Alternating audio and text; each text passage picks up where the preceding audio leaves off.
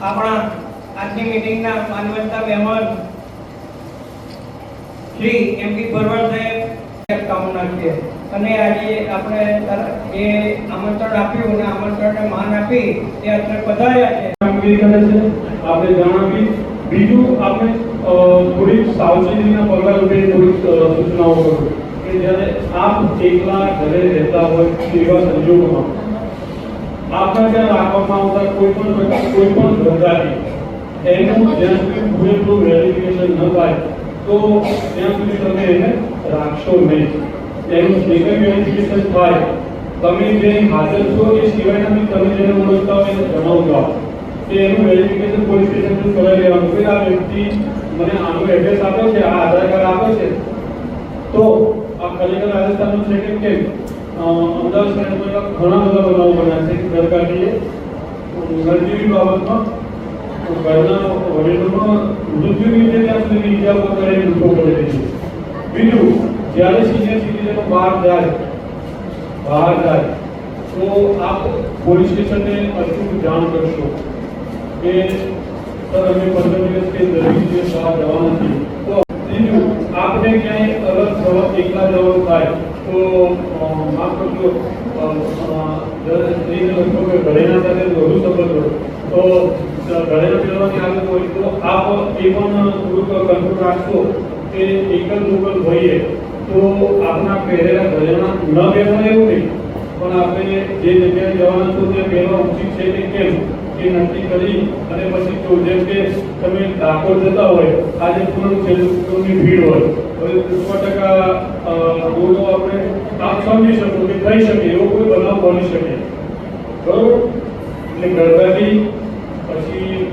મેં આપણે કહ્યું કે આપણે બારગામ ત્યાં પછી ત્યાં ગયા ત્યાં આપણે દાગીના પહેરવા. બીજું કોઈ પણ એરિયામાં તમે જવાના હોય અજાણ્યો હોય કોઈ રિક્ષા ચાલક આપણે એનો તાજેતરનો દાખલો આપો કે પીપળજથી એક ભરવાડના બેન નીકળ્યા 10 કોઈ એમના છોકરા ઉતાર્યા ત્યાંથી રિક્ષામાં બેઠા અને એને જવાનું હતું લાંબો ગામ 10 કિલોમીટર થઈ ગયા બેનની ઉંમર હતી 68 વર્ષ. હું પોલીસ ઇન્સ્પેક્ટર એમબી ભરવાડ નડિયાદ ટાઉન પોલીસ સ્ટેશનમાં ફરજ બજાવું છું. આજરોજ માઈ કૃપા વરિષ્ઠ નાગરિક મંડળ આયોજિત એક મિટિંગનું આયોજન કરવામાં આવેલું જેમાં સિનિયર સિટીઝનો દ્વારા અમોને પ્રમુખ અતિથિ વિશેષ તરીકે બોલાવવામાં આવેલા. આજની મિટિંગનો મુખ્ય હેતુ એવો હતો કે સિનિયર સિટીઝનો કે જેઓ નડિયાદ શહેરમાં વસે છે જેમાં ઘણાના ફેમિલી ઘણાના બાળકો એનઆરઆઈ છે અને એકલવાયુ જીવન જીવતા હોય છે. તો આજની મિટિંગમાં અમારા દ્વારા સિનિયર સિટીઝનો માટે પોલીસની શું ફરજો છે અને સરકારશ્રી તરફથી સિનિયર સિટીઝનો માટે શું વ્યવસ્થા કરવામાં આવી છે તે અંગે અમે આજે સમજ કરેલ. સિનિયર સિટીઝનો માટે સિટીઝન પોર્ટલનો એપ જે છે એનો ઉપયોગ કરી અને પોલીસની કેવી રીતે મદદ લઈ શકે તે અંગે પણ અમે વિસ્તૃત આજરોજ સમજ આપેલ. આ સિવાય નડિયાદ શહેરમાં વસતા તમામ સિનિયર સિટીઝનોને પણ અમારી અપીલ છે કે પોલીસ એ આપણો પરિવારના સભ્યો છે તેમ માની પોલીસની જ્યારે પણ જરૂર પડે આપ નિસંકોચ ગમે ત્યારે અમોને અમારી મદદ માગી શકો છો. પોલીસ આપની સેવા માટે 24/7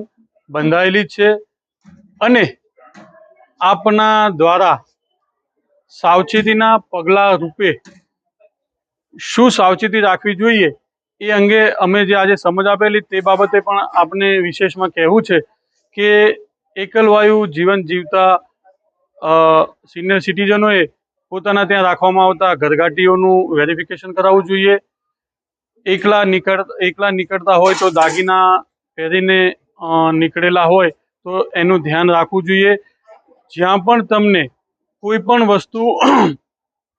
શંકાસ્પદ લાગે તો તાત્કાલિક પોલીસની મદદ મેળવવી તેમજ સિનિયર સિટીઝન પોર્ટલનો ઉપયોગ કરી અને આપને લગતા પ્રમાણપત્ર ઓનલાઈન કોઈ ફરિયાદ કરવી હોય તે રીતે ઉપયોગ કરીને પણ આપ એ બાબતનો પણ ઉપયોગ કરી શકો છો. નડિયાદ ટાઉન નડિયાદ શહેર નડિયાદ શહેરમાં વસતા તમામ સિનિયર સિટીઝનોને અમે નડિયાદ શહેર પોલીસ ખાતરી આપીએ છીએ કે અમારા લાયક કોઈ પણ સેવા હશે એમાં અમે તાત્કાલિક આપની પાસે પહોંચી અને ખૂબ ઝડપથી આપની કોઈ પણ સમસ્યાનું નિવારણ અને નિકાલ લાવીશું.